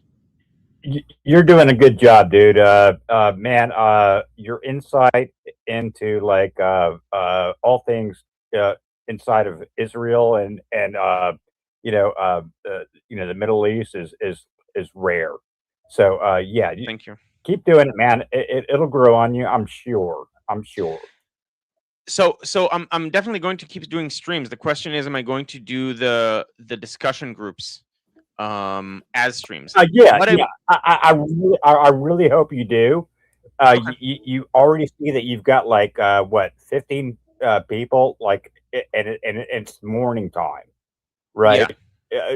Yeah. I hope you do, man, because you give us a beautiful insight into things that most Americans and Westerners really don't understand. I mean, most Americans can't find, half the states on the map. And inside of Israel, your kind of insight is so appreciated, man. Maybe you don't realize it, but it's like we hunger for that because we don't understand it. It's a parliamentary system, obviously, with the Knesset and all the internal machinations, and the intelligent layman just really doesn't have an access to the kind of insight and objective, impartial That's not impartial. breakdown and analysis that you give us, right? So yes, please Sorry, keep doing it. Yeah. Okay. One thing before, I think Jose also wants to say something. What I'll probably do in the future is I'll have someone moderate Yes. the Q&A part, the discussion group part, and so they'll be able to find like questions and stuff like that in the discussion group. I now see why Armin needs moderators here.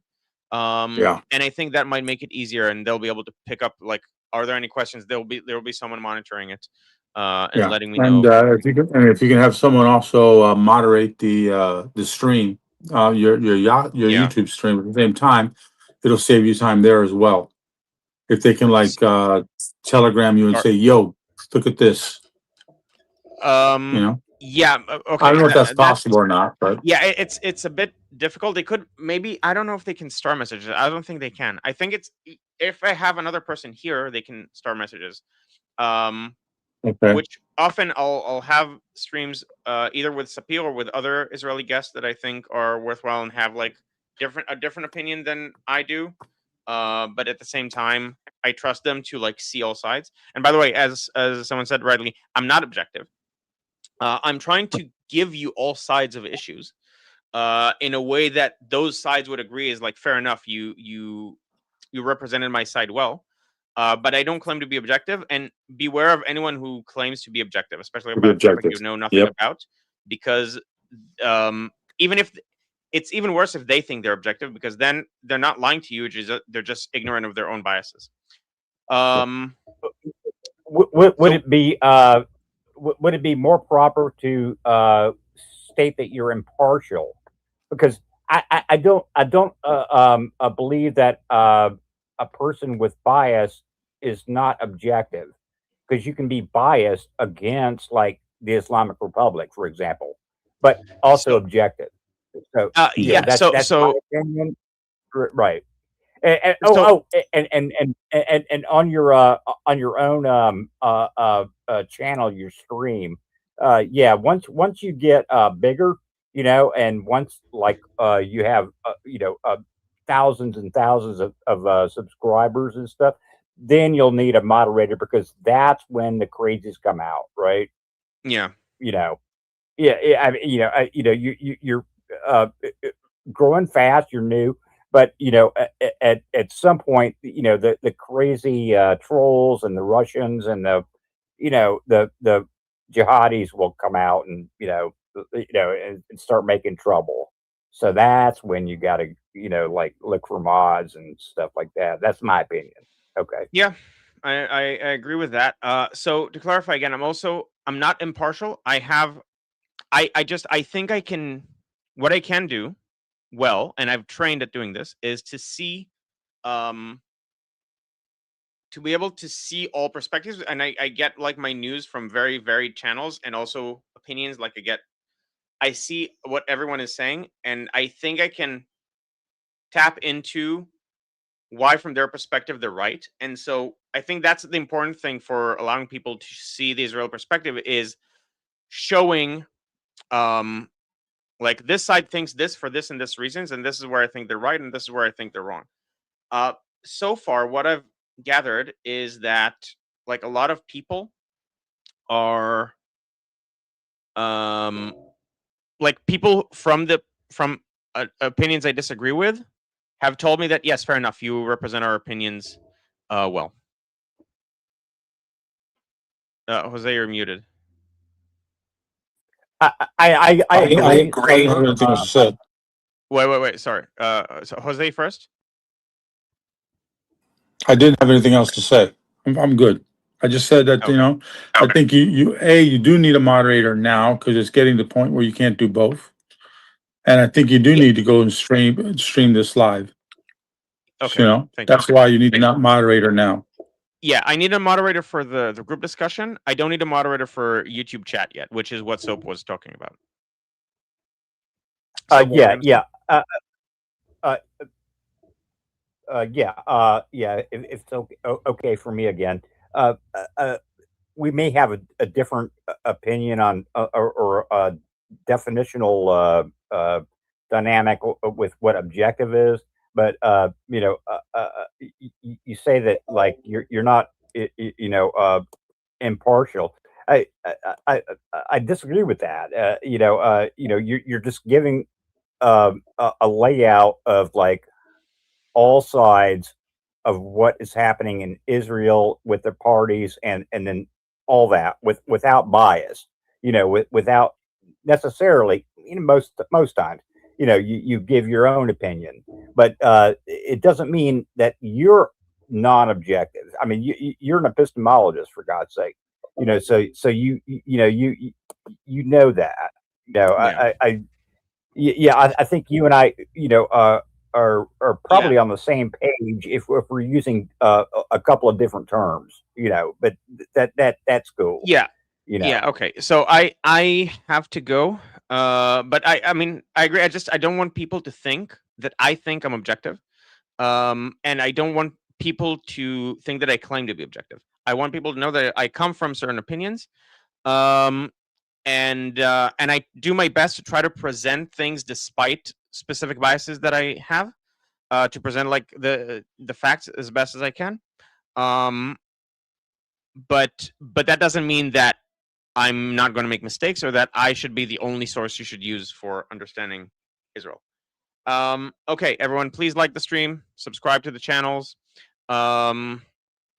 comment, helps the algorithm, share with people you think might be interested in this. This is also going to get clipped to smaller videos that will go on either channel. And go watch Armin's stream with Monkey. And I'll see you next time. I'm not sure if I'm going to stream tomorrow or Wednesday. I'll stream it on one of those.